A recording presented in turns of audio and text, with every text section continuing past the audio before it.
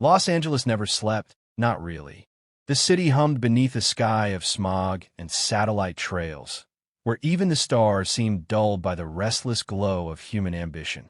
On this particular Tuesday, traffic pulsed like blood through concrete arteries, and no one expected anything extraordinary. Then something split the sky. It began as a shimmer, too slow to be a plane, too silent for a helicopter. At first, people ignored it. After all, strange lights over LA were practically a tradition. But the shimmer grew brighter, descending from the clouds with an unnatural grace. Something was falling, no, gliding. A white shape emerged from the veil of clouds, massive wings outstretched, catching sunlight like polished silver. People stopped mid-stride. Cars idled as drivers craned their necks. Phones lifted, cameras clicked. A horse with wings, was descending into the heart of Los Angeles. Gasps erupted across Griffith Park as the creature landed atop a hillside meadow. Its hooves made no sound, though the ground trembled faintly, as if in reverence. The creature, no, Celeste, stood tall and regal, her white mane flowing like mist, her wings folding in silent elegance. She was a contradiction in every way, soft but formidable, impossible yet utterly real. From her rooftop a few miles away, Mia Jensen watched it all unfold. She had climbed up there like she always did when things felt too loud inside her house. Her sketchbook was open on her lap, half filled with drawings of dragons and phoenixes and creatures she wished were real. But when she looked up and saw Celeste cut through the clouds like a divine comet, her pencil fell from her fingers. She stood barefoot on the tar-papered roof, heart hammering. It wasn't a hallucination. It wasn't CGI. It was her. Mia didn't know how she knew the horse's name. She just did. It bloomed in her chest like a memory she hadn't lived yet. Celeste. By nightfall, the world had turned upside down. News channels looped the same grainy footage of Celeste landing. Headlines screamed everything from alien invasion to government bioweapon. Scientists speculated. Conspiracy theorists raged. City officials closed Griffith Park and surrounded it with police cruisers and flashing lights. Drones buzzed overhead, but no one could approach her. Every time someone tried, Celeste would simply step away, wings unfurling just enough to suggest don't. The public response was chaos wrapped in wonder. Some people lit candles and held vigils at the park gates. Others brought protest signs or tried to sell Celeste-themed merch. But Mia just stared at her sketches of winged horses and thought, I drew you. I dreamed you. And now you're here. The next morning, Mia skipped school. She stuffed her sketchbook in her backpack, grabbed her old binoculars, and biked through alleyways until she reached a bluff that overlooked Griffith Park. Through the glass, she could see Celeste standing in the golden light of dawn. Still, watchful, surreal, and even from a distance, Mia felt it again, that strange warmth, like a tether pulling tight between her and the creature no one could explain. Around her, adults were whispering and pointing, but they didn't feel it, not like she did. They didn't understand that Celeste wasn't a threat. She was a message, a sign. That night, after dinner, Mia's mother said, they're saying the National Guard might come in. She might be dangerous, whatever she is. Mia looked up from her drawings. She's not dangerous. Her mother's voice was distracted, scrolling through headlines. Sweetie, anything unknown can be dangerous. Mia wanted to scream. Instead, she whispered, not everything unknown is meant to be feared. But her mother wasn't listening. No one was. Mia returned to the rooftop just before midnight. The sky was clear now, stars blinking shyly overhead. And there, just barely visible through the distant trees, Celeste's white form shimmered like a ghost. Mia raised her hand. I don't know why you're here, she whispered, but I think you came for me. The wind picked up, gentle and warm. And for a brief second, Celeste turned her head, looking straight at Mia, miles away, but impossibly precise. The connection sent a shiver through her spine. She didn't know what came next, but whatever it was, she had to protect it. She had to protect her. To be continued in Chapter 2, The Connection, where Mia's bond with Celeste deepens, and a plan to control the impossible begins to take shape. By morning, the world had split into believers and skeptics. Celeste remained perched in the quiet green hills of Griffith Park, untouched by human hands. Her presence was both miracle and mystery, and people didn't know what to do with that. The news showed experts arguing. Some called her a mutant, others a hoax. One man with 5 million followers claimed she was the second coming. Of what, he wouldn't say. Meanwhile, the barricades around the park grew thicker. Uniforms multiplied. Drones hovered. Scientists in hazmat suits took samples of soil and air. Snipers lined rooftops just in case. The city had turned a symbol of grace into a potential target. Mia Jensen watched it all from her bedroom window, face pale in the morning light. Her sketchbook lay open beside her, filled now with new drawings of Celeste. She'd drawn her from every angle, every motion, as if trying to memorize her with graphite and ink before someone took her away. She had to get closer. This time, not from a distance. That afternoon, while the world debated the creature's origin, Mia slipped through a drainage tunnel near the park's west edge. It had been sealed years ago, but the fence was thin and her hand was small. She crawled through mud and weeds, heart pounding, backpack tight against her spine. When she emerged, the park was eerily quiet. No tourists, no traffic, just rustling leaves and the faint, electric hum of drone rotors far above. She walked, step by cautious step, up the trail that curved around the meadow where Celeste stood. And then, there she was, more radiant than even the videos had captured. Celeste grazed quietly, wings folded, light shimmering across her back like she was stitched for moonlight. She looked up as Mia approached, ears flicking. Her eyes, icy blue, sharp as obsidian, met the girl's. Mia stopped breathing. She didn't feel scared, not even a little. She felt known. Hey, Mia whispered, holding out her hand. It's just me. Celeste took one step closer, then another, and then, without sound or signal, the winged horse lowered her head and nudged Mia's palm gently, as if to say, I see you too. Tears filled Mia's eyes, not because she was afraid, but because she'd never felt more certain of anything in her life. Celeste wasn't here by accident. Mia sat in the grass and began to sketch. Celeste didn't move far, just enough to graze nearby, occasionally looking up with quiet curiosity. For over an hour, girl and creature shared the silence, until a voice broke it. Hey, a harsh whisper. Mia turned. Lila Kim crouched in the shadows of a pine tree, eyes wide. Behind her stood Jamal Ortiz, laptop bag slung across his chest like armor. What are you doing here? Mia hissed, half angry, half grateful. We could ask you the same thing, Lila said. You disappeared. I had to see her. She's real, Jamal whispered, awestruck. Told you, Mia said. They stared at Celeste together. For once, none of them had anything sarcastic or clever to say. Then Lila spoke again. They're going to take her, Mia. You saw the news, right? They're planning to trap her. Or worse. Mia's chest tightened. We can't let them.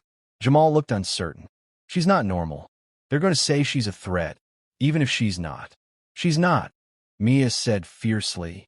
She's something good, something we're not supposed to understand yet. But we don't have to ruin her because of that. Lila nodded slowly. Okay, so we protect her. Mia blinked. What? You heard me. We protect her. You're the one she trusts, right? That makes you the key. Jamal sighed. And I guess that makes me tech support. And me, Lila said, cracking her knuckles, a very sneaky distraction. They looked at each other then, three kids who'd never saved anything more fragile than a science project. But something had changed.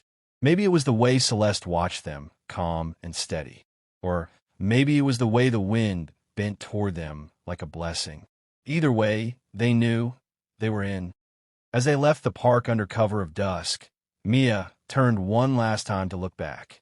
Celeste stood at the crest of the hill, silhouetted against the setting sun. Her wings stretched once, magnificent and slow. And though Mia was far away, she felt the same silent promise pass between them. You found me. Now don't let them take me. To be continued in Chapter 3, Flight or Fight. where the countdown begins and the world prepares to capture the extraordinary. The sky over Los Angeles had changed. For 3 days, Celeste had stood in Griffith Park, silent, graceful, and patient. But now, the wind had a sharper edge. The city buzzed with the electricity of something about to snap. Barricades turned to fencing. Fencing turned to trucks. And the people in charge no longer wore park ranger uniforms. These ones had black tactical gear, earpieces, and orders. Something was coming, and Mia could feel it in her bones. She sat at her desk, pretending to do homework while her laptop streamed a muted news broadcast. A breaking headline scrolled across the bottom. Operation Skyvault initiated. Authorities to secure winged horse for public safety. Her stomach twisted. Beside her sketchbook lay a wrinkled park map, marked with a plan drawn in highlighter and pencil. Paths, shadows, blind spots. The kind of plan kids weren't supposed to make. But none of this was supposed to be happening in the first place. The world had decided Celeste was dangerous. So Mia, Jamal, and Lila had decided to be brave. That night, they met under the freeway overpass. Jamal's eyes were sunken behind his glasses. They're bringing in a containment rig, like the ones they use for tranquilizing wild bears. And drones. Hundreds. Lila spit into the dirt. Tranquilizers for a horse with wings. Brilliant. What if she takes off mid-flight and crashes? They don't care, Mia said quietly.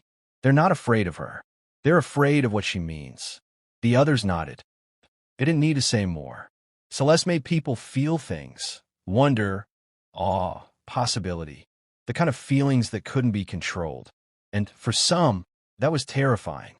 The plan was simple but not easy. Mia would reach Celeste first before the military moved in. Lila would create a distraction on the north end, drawing security teams away. Jamal, stationed near the Rangers' command tent, would hijack the drone feeds long enough to give them a window. They had one shot. At 3:17 a.m., the city slept. The hills didn't.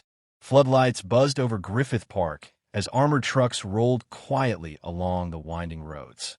Drones blinked red in the sky like robotic fireflies. Officers in black formed a perimeter, and Mia, cloaked in shadow, climbed the ridge trail with her breath locked tight in her chest. Celeste stood alone in the field, still unafraid, still beautiful. Mia stepped into the open. For a moment, everything stopped. Celeste lifted her head, ears forward. Her wings rustled like sails catching the wind. "It's time," Mia whispered, holding our hand. She didn't know if Celeste understood the words, but she understood her. The horse stepped forward, and the world exploded behind them. Fireworks. Actual fireworks. Cheap, illegal loud. Lila's distraction lit up the northern sky with a shower of red and gold sparks. Officers shouted and scrambled.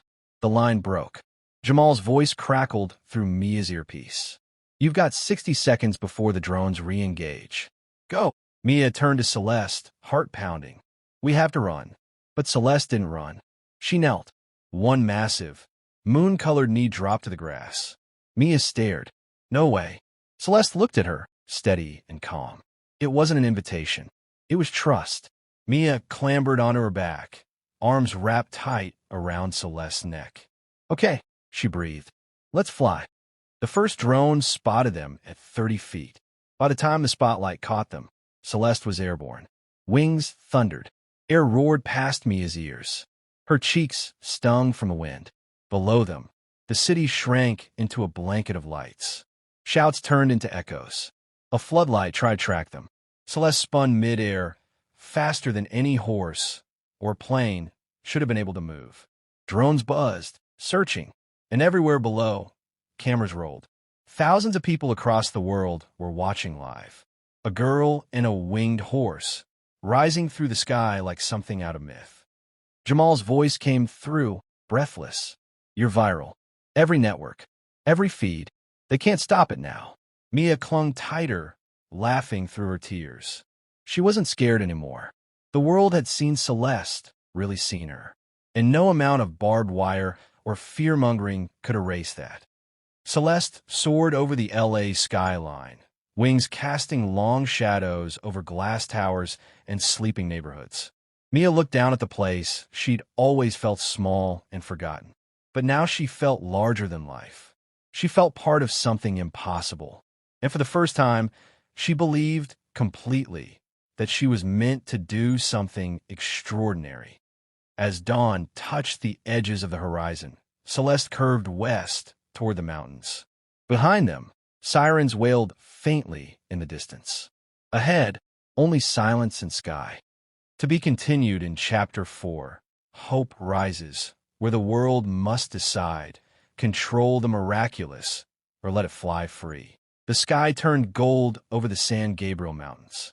Mia had never seen the world like this before, so wide, so quiet. Celeste's wings stretched with effortless grace as they glided over valleys still sleeping beneath the dawn. Beneath her, Mia felt the powerful rhythm of muscles and breath. Each wing beat shook the air like a drum only her heart could hear. She wasn't dreaming. They were really flying. But the moment couldn't last forever. By mid-morning, the news was everywhere.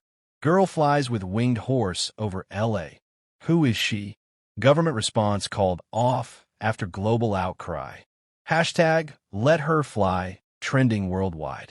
The footage had spread like wildfire. Mia clinging to Celeste's back, soaring past skyscrapers with her hair streaming like a flag. It had been captured from every angle. Phones, drones, traffic cams. And something about it had struck a nerve. People didn't see danger anymore. They saw freedom. Mia and Celeste landed in a high meadow where the city's noise couldn't reach them. Flowers bent in the breeze as birds circled curiously above. Lila and Jamal arrived an hour later, breathless and beaming. "You did it," Jamal said. "We did it." "They called off the capture teams," Lila added.